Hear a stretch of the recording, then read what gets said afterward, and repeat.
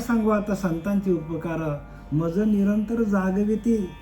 मला त्या स्वरूपाच्या ठिकाणी त्यांनी काय केलं, जागृत ठेवलं हो. नाहीतर आम्ही झोपलेलेच होतो. आमचे डोळे उघडे असून आम्ही झोपलेलो होतो. का? स्वरूपाची ओळख नाही. आणि म्हणून आम्हाला जीवनामध्ये आमच्या श्रीपाद बाबा, रामदास बाबा, पांडुरंग दिवेकर बाबा आले आणि त्यांनी काय केलं, आमचा जीवाशिवाचा ऐक्य करून दिला. आणि म्हणून समर्थ रामदासांनी लिहिलेलं आहे, जीव गुरु कोणाला म्हणावा, जीव शिवा ऐक्य करी तो सद्गुरू सांगितलंय. जो जीवाचा आणि शिवाचा ऐक्य करून देतो त्याला गुरु म्हणतात. कोणाला गुरु म्हणतात? आपल्याच आतमध्ये असलेला जीव, आपला जीव, जीव परमात्मा दोन्ही बैसुनी एका आसने जयांच्या हृदय भोवनी विराजते. विराजमान होतात जीव आणि शिव. आणि जीवाशिवाची परम गाठ बांधून देतात श्रीगुरु. आणि एकदा का ती गाठ बांधली का आपला अखंड भजन चालू होतो. आपण आज या ज्ञानेश्वरीमधील ज्ञानोबारायांनी या 9व्या अध्यायामध्ये राजविद्या राजगुह्य योग आणि त्यातील श्लोक क्रमांक 14 आणि या 14व्या श्लोकामधील ओवी क्रमांक 236 इथपर्यंत काल आपण आलो.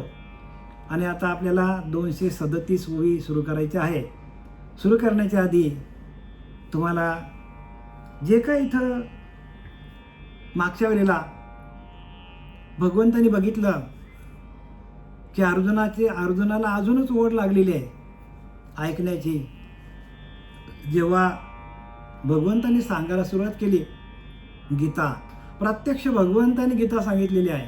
कुरुक्षेत्रावर प्रत्यक्ष देवाने गीता सांगितलेली आहे, भगवंतांनी गीता सांगितलेली आहे. आणि असं भगवंत प्रत्यक्ष अवताराला आले द्वापार युगातले श्रीकृष्ण परमात्मा द्वापार युगामध्ये प्रत्यक्ष अवताराला आले आणि त्यांनीही स्वतःच्या मुखातून सांगितलेली गीता आहे. आणि हे तत्वज्ञान आपण घेत नसेल तर आपल्यासारखे मूर्ख आपणच आहोत. आपल्यासारखे मूर्ख आपणच आहोत. का? ज्ञानोबाला सांगतात की नाही, एरवी तरी मी मूर्ख हो. मग जर संत आपल्याला मूर्ख म्हणून स्वतःला संबोधित करतात तर आपल्याला मूर्ख म्हणायला काय हरकत आहे?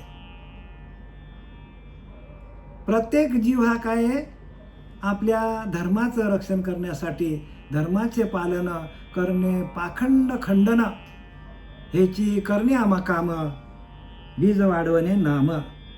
धर्माचे पालन करणे, पाखंड खंडन हेची करणे आम्हा काम, बीज वाढवणे नाम.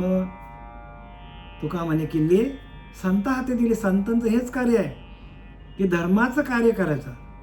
जो बीज मंत्र आहे तो बीज नाम रूपाने आहे. त्या नामाचं काय करायला पाहिजे, प्रत्येक साधकाच्या ठिकाणी त्या नामाला काय करायला पाहिजे, प्रगट करण्यासाठी. प्रत्येक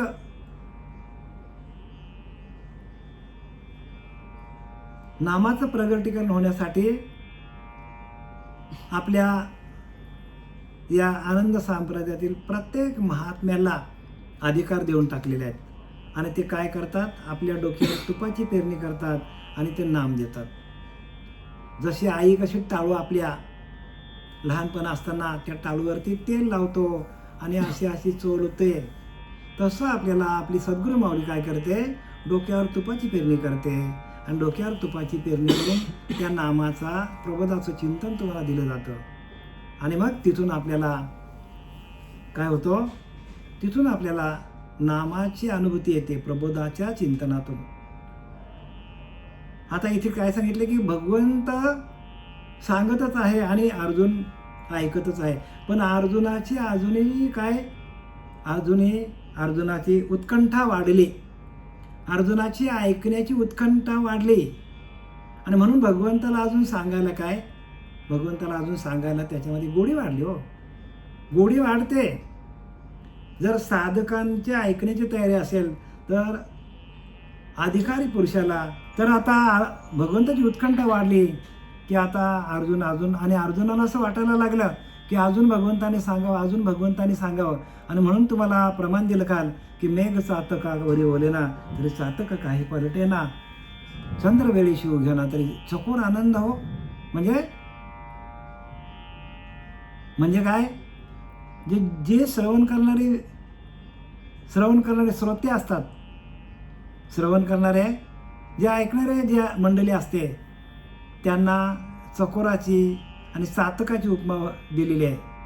कशी बघा, चंद्र वेळे शिवगेना तरी चकोर आनंद, मेघ चातकावरी ओळेना.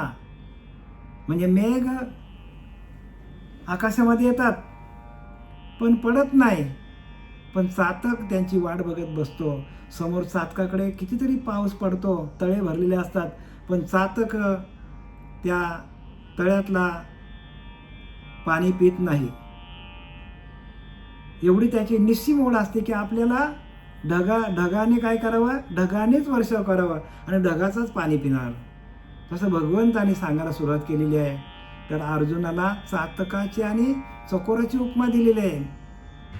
चातक पक्षाप्रमाणे, चकोर पक्षाप्रमाणे अर्जुन कसा आहे, ऐकायला तयार आहे आणि भगवंतालाही ओढ झालेली आहे. आता आपण पुढे जाऊया. परिचुळा एकाची या साडे, जेवी गंगे तेनी ठाणके पडे, देवी आर्त भाऊ का थोडे तरी सांगावे देव. परंतु एक जरी चूळभर पाणी घेण्याची इच्छा झाली तरी माणसाला गंगेकडे जावं लागतो. बघा, गंगेकडे जावं लागतो. त्याप्रमाणे आमची इच्छा थोडी असते, थोडी असो किंवा फार असो, तरी देवांनी पूर्ण केलीच पाहिजे. एखाद्या माणसाला चुलभर पाणी घ्यायची इच्छा झाली तरी त्याला गंगेकडे जावं लागतो. तसं आमची इच्छा झालेली आहे. अर्जुन म्हणतो, आमची इच्छा झालेली देवा, आम्हाला तुझ्याचकडे यावं लागेल. जरी आपली इच्छा झाली तरी आपल्याला श्रीगुरूंना शरण जावं लागेल. आणि श्रीगुरूची कृपा झाली तरच श्रीगुरू नायके पूर्ण कृपा केली. पूर्ण कृपा करते तेव्हा आपल्याला हे ज्ञान होतं बरं का. जोपर्यंत पूर्ण कृपा होत नाही तोपर्यंत ज्ञानाची प्राप्ती होत नाही. पूर्ण कृपा व्हावी लागते श्रीगुरूंची. तेच देव म्हणितले राहे, जो संतोष आम झाला आहे, तयावरी स्तुतीस आहे, ऐसे उरले नाही. मग देव म्हणायला लागला, देवा, अर्जुनाला म्हणायला लागला, देव अर्जुना, आता तुझे बोलणे राहू दे. आम्हाला जे सांगण्याविषयी संतोष झाला आहे त्याला स्तुतीची आवश्यकता उरली नाही. देव म्हणतो, आता जाऊ दे, स्तुती करू नको. मी तुला सांगितलं ना, ऐकलं ना, तू हे काय कर, तू हे तुझ्या ध्यानात ठेव. माझी स्तुती करू नको. देवाला स्तुती आवडत नाही. देवाला काय आवडत नाही? स्तुती आवडत नाही. देवाला काय आवडतो? देवाला फक्त नामस्मरण आवडतो. आणि म्हणून नामस्मरणे निरंतर तेच जाणावे पुण्य शरीर. पुण्य शरीर तेच आहे की ज्याचं अखंड नामस्मरण चालू आहे, ते पुण्य शरीर. आणि ते पुण्यवान शरीर आहे. भगवंताला स्तुती केलेली आवडत नाही, भगवंताला नामस्मरण आवडतं. देव म्हणतो, बस आता वा अर्जुना, आता माझी स्तुती पूर्ण कर. पै परिसतू आहासी निकिया परे, त्याची वक्तृत्वावर हाडिक करी, ऐसे पुरस्करोणी श्रीहरी आदरिले बोलो. परंतु ज्याप्रमाणे लक्ष देऊन एवढं केवळ ऐकलेस आणि लक्ष देऊन आमच्या बोलण्यास मेजवानी कर. म्हणजे आमच्या बोलण्याला काय कर, आम्ही जे काही सांगतो, भगवंत म्हणतो अर्जुनाला, आम्ही जे काय सांगतो त्याच्याकडे तू लक्ष दे. आणि अशा रीतीने श्रीहरींनी अर्जुनास मान देऊन बोलण्यास सुरुवात केली. आता भगवंताने काय केलेलं आहे, अर्जुनाला मान दिलं. बरं झालं तू ऐकलं. आता पुढं मी काय सांगतो ते अजून ऐक. कारण काय, अर्जुनाची ऐकण्याची उत्कंठा निर्माण झालेली आहे. आणि ती ऐकण्याची उत्कंठाच माणसाला भगवंतापर्यंत पोहोचवतो. तुमची आमची ऐकण्याची उत्कंठा असेल, रोज श्रवण भक्ती केली, तर श्रवण भक्तीतून जे काय ज्ञानोबाराने लिहिले, जे काय तुकोबाराने लिहिले, जे काय नाथबाबांनी लिहिले, जे काय कबीरांनी लिहिलं आहे, जे काय रामदास स्वामींनी, जे काय जनाबाईने लिहिलं आहे, त्यांचं अंतःकरण भगवंताशी एकरूप झाल्यामुळे त्यांच्या अंतःकरणातून जे शब्द बाहेर पडलेले आहेत, त्यांच्या अंतःकरणातून जे ब्रह्मशब्द बाहेर पडलेले आहेत. ते ब्रह्मशब्द म्हणजे ज्ञानेश्वरी आहे. ते ब्रह्मशब्द म्हणजे एकनाथी भागवत आहे. आणि ते ब्रह्मशब्द काय करतो, आपल्या कानामध्ये गेल्यानंतर आपल्या अंतःकरणामध्ये बदल होतो. अंतर्बाह्य आपल्या अंतःकरणामध्ये बदल करण्याचं सामर्थ्य ह्या भाषेमध्ये आहे. माझ्या मराठीची या बोला कौतुके अमृताचेही पैजा जिंके, ऐशी अक्षरे रसिके मेलविनं. ज्ञानोबारांनी लिहून ठेवलंय, अमृताचेही पैजा जिंकेन, अमृतालाही जिंकेल एवढी अमृततुल्य भाषा नव्हे. अमृतच भाषा ही अमृतच ज्ञानोबारांची. आणि ती भाषा, ते शब्द आपल्या अंतःकरणामध्ये गेल्यानंतर आपल्या अंतःकरणामध्ये भगवंताच्या भक्तीचा, भगवंताच्या भावाचा काय होतो, भावाचा आपल्याला अनुभव येतो. कारण प्रत्येक संताला आलेले अनुभव त्यांनी आपल्या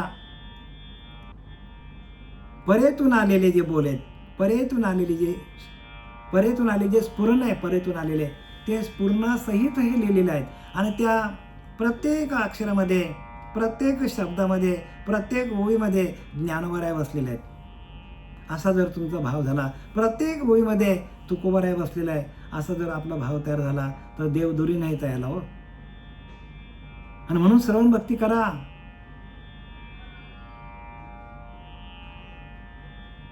आपल्याला आध्यात्मिक ज्ञानाकडे जायचं असेल, भगवंताशी तद्रूप व्हायचं असेल तर शास्त्राचं वाचन खूप चांगलं आहे. आपल्याला डॉक्टर व्हायचं असेल तर आपण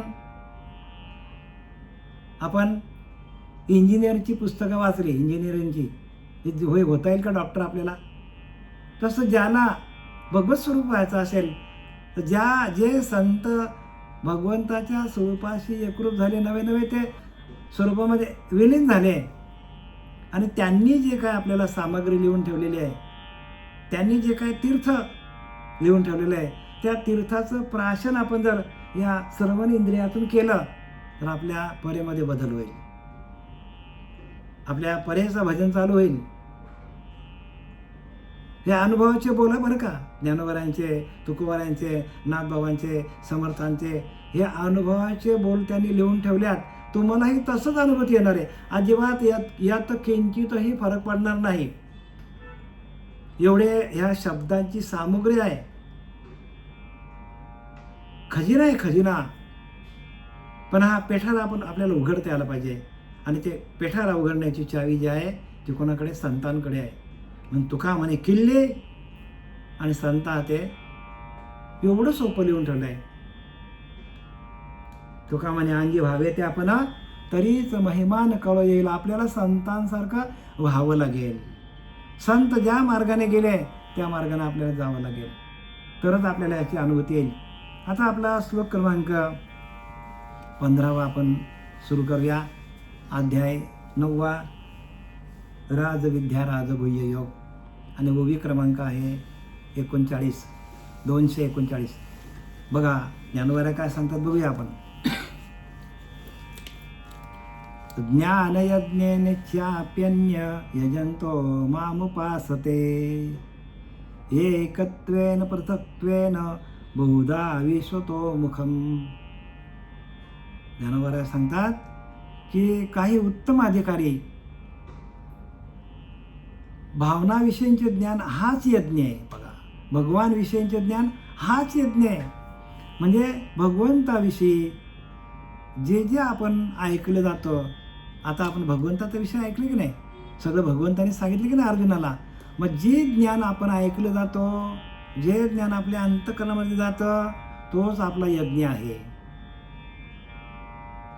ह्या ज्ञानाने काय होतं, जे लौकिक यज्ञ आहे, द्वैतातले यज्ञ आहे, त्या यज्ञाने काय होतं, त्या यज्ञाची अग्निकुंड तो पेटल्यावर त्या अग्निकुंडामध्ये समिधा, जे काय आपण टाकणार 5 प्रकारचे जे काय धान्य असतात ते, नारळ काय असतील जे आपण टाकू, त्याचा भस्म होऊन जातो. तसं संतांनी आपल्याला आपल्या अंतःकरणातला ज्ञान यज्ञ सुरू झाला तर आपल्या अंतःकरणामध्ये येणारे घाणेरडे विचार, विषय, अभिमान, त्रिगुण, इच्छा, आकांक्षा, कामना, भावना सगळं जळून जातात. आणि म्हणून इथं ज्ञानवरात सांगतात की भगवानाविषयीचे ज्ञान हाच यज्ञ आहे. म्हणजे भगवंतानी जे काही लिहून ठेवलेलं आतमध्ये आपल्या म्हणजे ज्ञानेश्वरीमध्ये, आणि ते ज्ञान, ते शब्द, त्या ओव्या, ते श्लोक आपल्या अंतःकरणामध्ये ज्ञानाग्नी संपर्के कडसिले विवेके. ज्ञानाचा आणि आपल्या अग्नीचा, ज्ञानाग्नी आहे आपल्या अंतःकरणामध्ये अंतरी गेल्या अमृत बाह्य काया लखलखित. आपल्या आतमध्ये हे ज्ञान गेल्यानंतर आपली काया लखलखित होते. अंतरी गेली अमृत बाह्य काया लखलखित. अंतरस्थिती बांधता संत लक्षणे बांधती. बघा, अंतरस्थिती बांधली पाहिजे. संतांचं लक्षण काय आहे की संत अंतर्मुख होतात, आणि अंतर्मुख झाल्यानंतर आतून जे काय त्यांना अनुभव येतो, आतून बरं का, त्यांना नाद ब्रह्माची अनुभूती येते, त्यांना चैतन्याची अनुभूती येते, त्यांना आनंद स्वरूप अवस्थेची अनुभूती येते, अशा त्यांना प्रकाश स्वरूपाची अनुभूती येते. आणि तेच खरं आहे. याच्या व्यतिरिक्त जे असेल ते सगळं खरं नाही. ही लक्षण आहेत. अंतर गेली अमृत बाह्य काया लखलखित. अंतरस्थिती बांधता संत लक्षणे बांधते. संतांची लक्षणे बघा. अंतरी गेली अमृत. भगवंतानी जे काय लिहून ठेवले आहे कुरुक्षेत्रावर, ते ज्ञान आपल्या आतमध्ये गेलं. ते ज्ञान आपल्या आतमध्ये गेल्यानंतर आपला अंतःकरण शुद्ध होतो. आणि अंतःकरण शुद्ध झाल्यानंतर आपल्या कधी होतं शुद्ध? भगवंतानी जे ज्ञान सांगितले आहे त्या ज्ञानातून आपल्याकडे असलेले विषय, परत सांगतो, विषय काम, क्रोध, लोभ, मदमस्त, दंभ, संशय, चिंता आणि रजगुण, तमगुण, सत्वगुण आणि आपला अहंकार, इच्छा, आकांक्षा, कामना, भावना, हे सगळे आपल्या आतमध्ये बसलेले आहेत. शत्रू आहेत आपले. आणि त्या शत्रूंवर प्रहार होतो. ज्ञानवरांच्या वाणीचा प्रहार होतो, तुकोबरांच्या वाणीचा प्रहार होतो. आणि त्या प्रहारातून शत्रूंचा नाश होतो. शत्रूंचा नाश होतो बरं का. आपल्या आतमध्ये असलेले ना शत्रू बसलेले आहेत.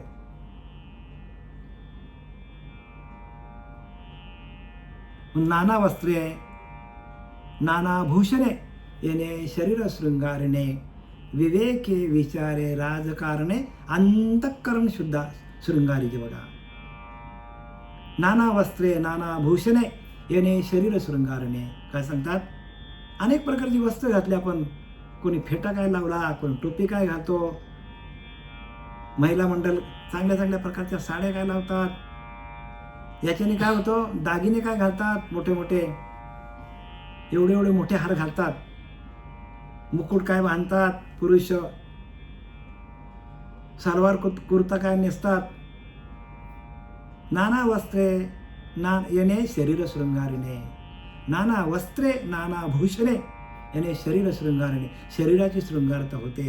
पण विवेक विचारे राजकारणे.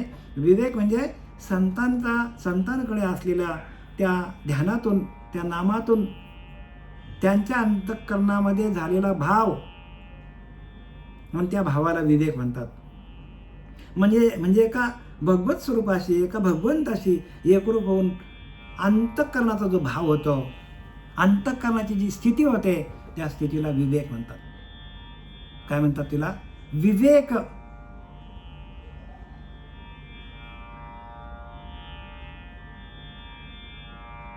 नाना वस्त्रे नाना भूषणे याने शरीर शृंगारणे आणि विवेके विचारे राजकारणे अंतःकरण शृंगारीचे. विवेकातून आपल्या अंतःकरणाला शृंगारिकता प्राप्त होते.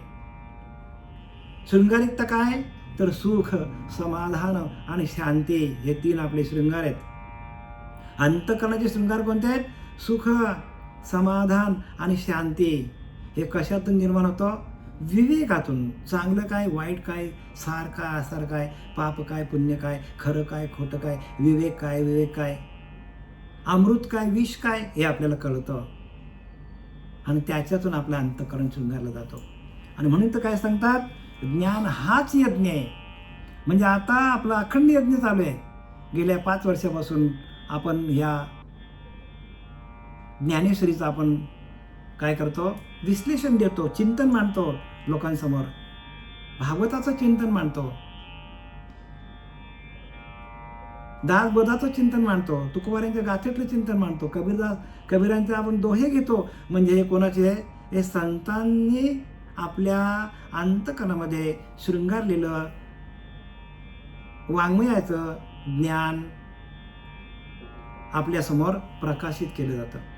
सद्गुरू श्री श्रीपाद बाबा, सच्चिदानंद सद्गुरू श्रीपाद बाबा, सच्चिदानंद सद्गुरू रामदास बाबा, सच्चिदानंद सद्गुरू नारायण बाबा, सच्चिदानंद सद्गुरू रोहिदास बाबा, सच्चिदानंद सद्गुरू नाना बाबा आणि सच्चिदानंद सद्गुरू आमचे पांडुरंग दिवेकर बाबा, जे माझे गुरु आहेत, ज्याने आम्हाला अनुग्रहित केलं आनंद संप्रदायाचे. आणि त्यांच्या आशीर्वादाने आम्ही हे सगळं करतो बरं का. त्यांची कृपादृष्टी आमच्यावर झाली, कृपादृष्टी निहालिले आणि आपल्या पदी बसवली. बघा, आपल्या पदावर त्यांनी बसवलं आम्हाला, कृपादृष्टी निहालिले आणि आपल्या पदी आपल्या पदावर त्यांनी बसवलं आणि सांगितलं, बाबू महाराज चला भावप्राव चालू करा, ज्ञानेश्वरी घ्या वाचायला, लोकांना सांगा, नाथ भागवत घ्या, लोकांना सांगा. आमच्या मागे लागायचे, ते सारखे मागे लागायचे. येत नाही तरी सांगा, पण सांगा, चुकलं तरी चालेल पण सांगा. जो चुकतो तोच शिकतो, लक्षात घ्या. ज्यांनी प्रयत्नच केले नाही तो काय शिकेल.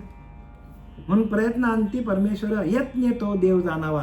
आम्हाला सांगायचे, यत्न तो येत नाही ते सांगायचा प्रयत्न करा. येतं ते सांगून फायदा नाही. येत नाही ते सांगा, यत्न तो देव जाणावा.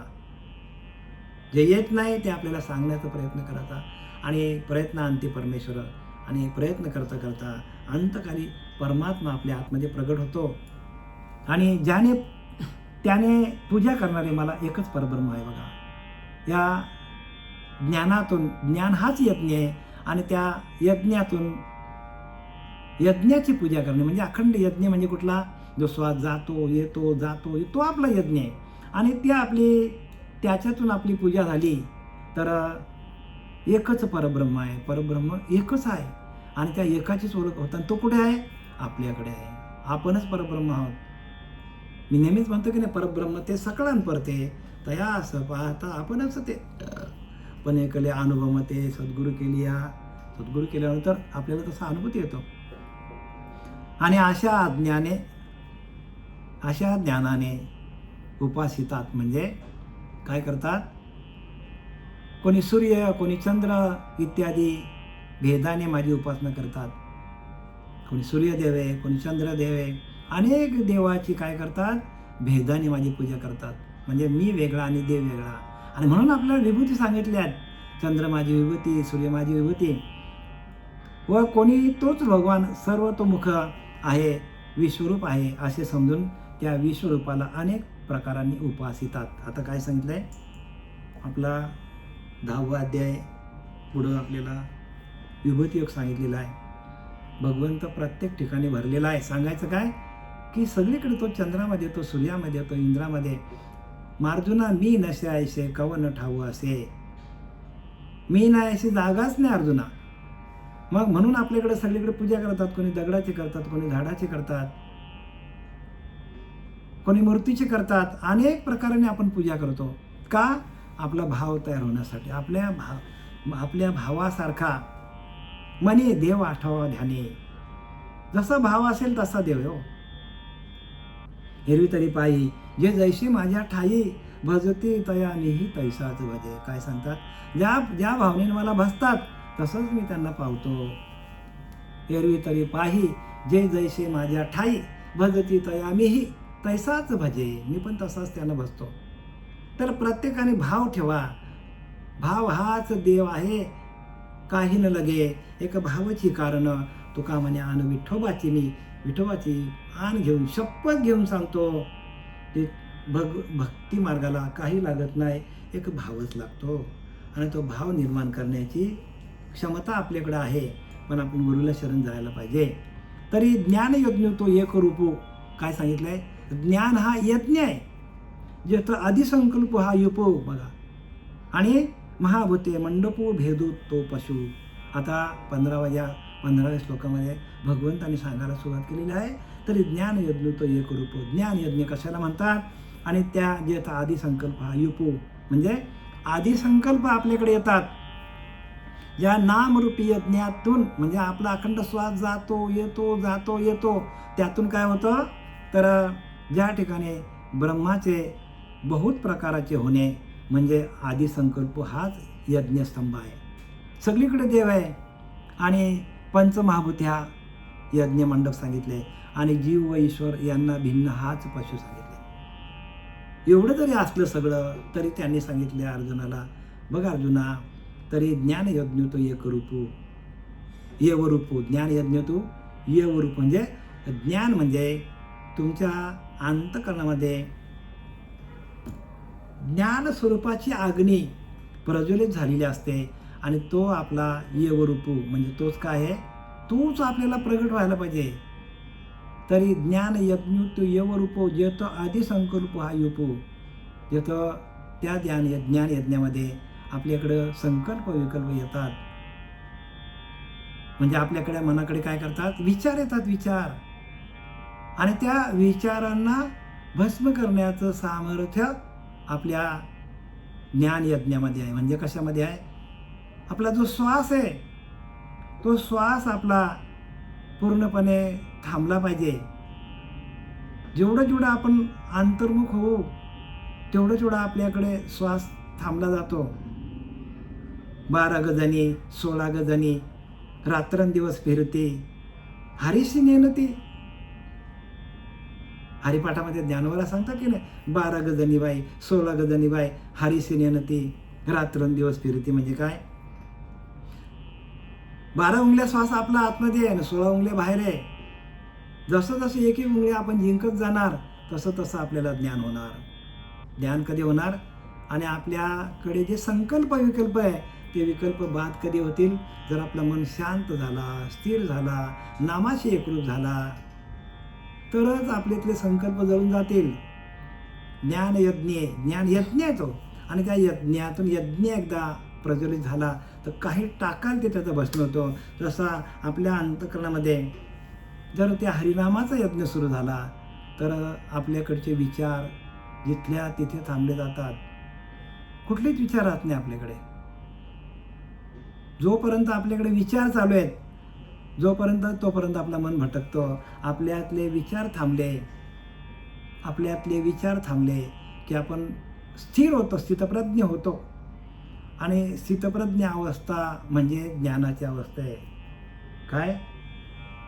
स्थितप्रज्ञ. म्हणून लेखन तो काम सर्वता जाये, जयाच्या आत्मसंतोषी मन राहे, तोची स्थितप्रज्ञ होय मनुष्य जाण. तो काम सर्वता जाये. काम म्हणजे काम वाचण्यात नाही बरं का, काम मध्ये सगळे विषय आले. एक काम आला की त्याच्यामध्ये सगळे आले, क्रोध आला, लोभ आला, मोह, दंभ आला, संशय, सगळा. तो काम सर्वता जाये, जयाची आत्मसंतोषी मन राहे. बघा, आत्मसंतोषी मन राहे, तोची स्थितप्रज्ञ होय पुरुष जाण. ज्ञानोबा 6व्या अध्यायामध्ये लिहितात की नाही? 6व्या अध्यायामध्ये आपल्याला ज्ञानेश्वर महाराज सांगतात, स्थितप्रज्ञ अवस्था होतो. म्हणून संकल्प विकल्प आपले थांबले पाहिजे. जे मनाकडे येणारे विचार आहेत, त्या विचारांना आपण काय करायला पाहिजे? शांत करायला पाहिजे. म्हणून इथं काय लिहिलं आहे? ज्ञान यज्ञाचे लक्षण कोणते म्हणशील तर, ज्या ठिकाणी ब्रह्माचे बहुत प्रकारचे होणे, म्हणजे आदिसंकल्प हाच यज्ञस्तंभ आहे. ब्रह्माचे बहुत प्रकारचे होणे, आणि परत सांगतात पंचमहाभूत हा यज्ञ मंडप आहे. म्हणजे 5 महाभूत जे आहेत, कुठले? पृथ्वी, आप, तेज, वायू, आकाश, हे काय आहेत? ते यज्ञ मंडप आहे. आणि जीव जीव व ईश्वर यांचा भिन्नपणा हाच पशु आहे. जीव वेगळा आणि ईश्वर वेगळा, हा भिन्नपणा घालवण्यासाठी हा भिन्नपणाच काय आहे तर पशु आहे. आपण काय करतो, हत्या करतो. पशु म्हणजे कुठल्याही पक्ष्याला आणतो, कोणी बकरा आणतो, कोणी मेंढा आणतो, कोणी कोंबड्या आणतात आणि काय करतात, कापतात त्याला.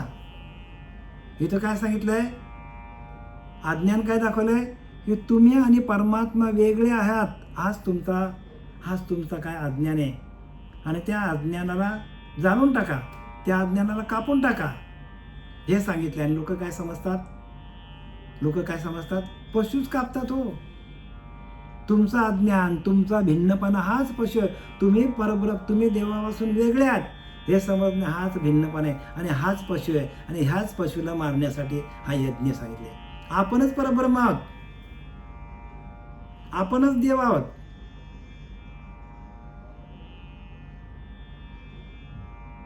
देव वेगळा आणि मी वेगळा, हा अज्ञान आहे. आता हा अज्ञान कोण काढेल मला सांगा? ह्या अज्ञानाला कोण काढेल? ह्या अज्ञानाला कोणीच काढू शकत नाही. मग ह्या अज्ञानाला काढणारा एकमेव काय आहे तर नाम जपू यज्ञ. तो परम बाधूना सखे स्नानादी कर्म. नाम परब्रह्म वेदार्थे. नामच परब्रह्म आहे, नामच देव आहे. आणि तो काय करतो, आपल्या जीव शिवाचा ऐक्य घडून परमात्मा तत्वाशी आपल्याला एकरूप करतो. आणि आपणच परब्रह्म आहोत, आपला असा भाव तयार झाला. देवधुरी नाही तयाला. काय लिहिले, देव दूर नाही होत, देव आपणच आहोत. फक्त आपल्याकडे येणारे विचार आहेत. आपण जीव भावावर आहोत. जीवाचा ना शिवाचा मिलन होणं. आता मी तुम्हाला काय सांगितलंय, माझ्या श्रीपाद बाबान, माझ्या रामदास बाबान निज रूपाला धाविल आणि जीवाचं लगीन, ह्या जीवाचं लगीन ह्या शिवाशी लाविल. आत्म्याचं लगीन परमात्म्याशी लाविल. चित्ताचं लगीन चैतन्याशी लाविल. एवढं सोपं करून सांगितलं आपल्याला. कोणी सांगितलं सांगता येईल? श्रीपाद बाबांनी सांगितलं.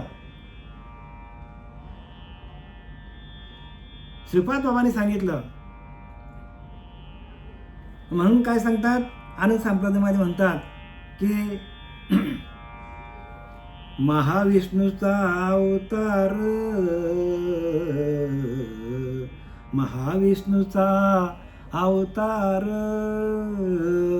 सखा माझा ज्ञानेश्वर, सखा माझा ज्ञानेश्वर, सखा माझा ज्ञानेश्वर.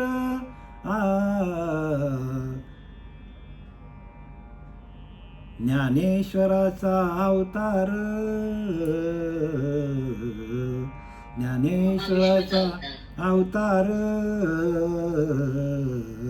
सखा माझा श्रीपाद, सखा माझा श्रीपाद, सखा माझा श्रीपाद. ज्ञानदेवांचा अवतार, ज्ञानोरायांचा अवतार सखा माझा श्रीपाद बाबांनी शिकवलं. सगळं जे काय आपल्याला शिकवलंय ते श्रीपाद बाबांनी शिकवलंय. म्हणून श्रीपादाचा अधिष्ठान लावलं जातो. श्रीपाद बाबाचं वाहन घोटी हे तीर्थक्षेत्र आहे. जसं आनंदीला ज्ञानोबारांचं तीर्थक्षेत्र आहे, तसं घोटी हे पण तीर्थक्षेत्र आहे. आणि त्या घोटीच्या बाबाने आम्हाला सगळं ज्ञान दिलेलं आहे.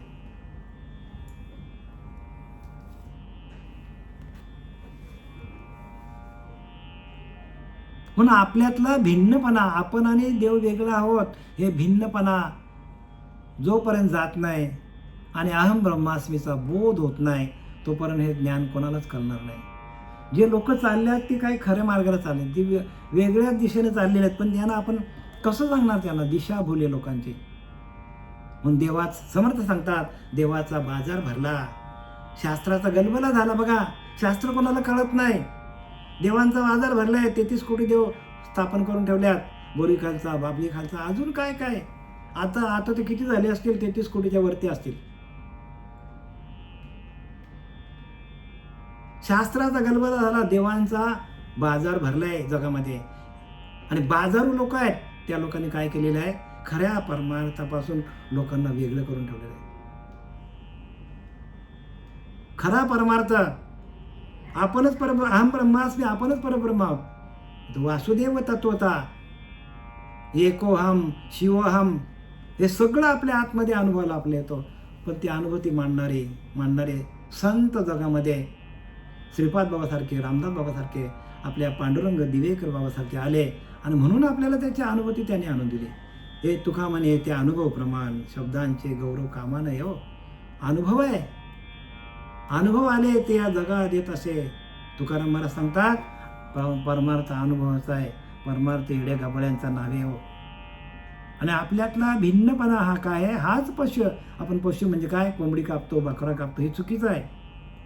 आपल्यातला भिन्नपणा, आपल्यातला अज्ञान, देव वेगळा नाही मी वेगळा, आपल्यातले संकल्प विकल्प जे आहेत ते आपल्याला काय करतात, आपल्याला अधोगतीकडे घेऊन जातात. आपल्यातले संकल्प विकल्प गेले का आपणच परब्रह्म आहोत, तरी संकल्पने काढले, जयाचे मनचे चैतन्य झाले, ते एकदेशी परी व्यापले लोकत्रय. जानवर सांगतात तैसे संकल्पने काढले, आपल्या मनाकडे येणारे विचार थांबले, निघून गेले. ध्यान करता करता करता करता करता 1-1.5 तासांनी आपल्याला लिंक लागतो, आपले विचार थांबले जातात, पूर्ण शून्य होऊन जातो, शून्याच्या पलीकडे आपण जातो. तैसे संकल्पने काढले, जयाचे मनचे चैतन्य झाले. बघा, ते चैतन्य आपल्या आतमध्ये प्रगट होतो. आपले विचार थांबले, आपले संकल्प विकल्प थांबले, आपला जीव भाव गेला की आपण शिवच आहोत. जीव भाव हाच तुमचा पशु आहे आणि त्याला कसं कापायचं, त्या जीव भावाला कसं त्याला बाद करायचं, तर जीवाचं लगीन शिवाशी लाविल. जीवाचाच काय करतं, शिवाशी एकरूप करून देतो. असे आपले श्रीपाद बाबा होते की त्यांनी काय केलं, जीवाचा ना शिवाचा ऐक्य करून दिला आणि जीवालाच शिवस्वरूप करून दिलं.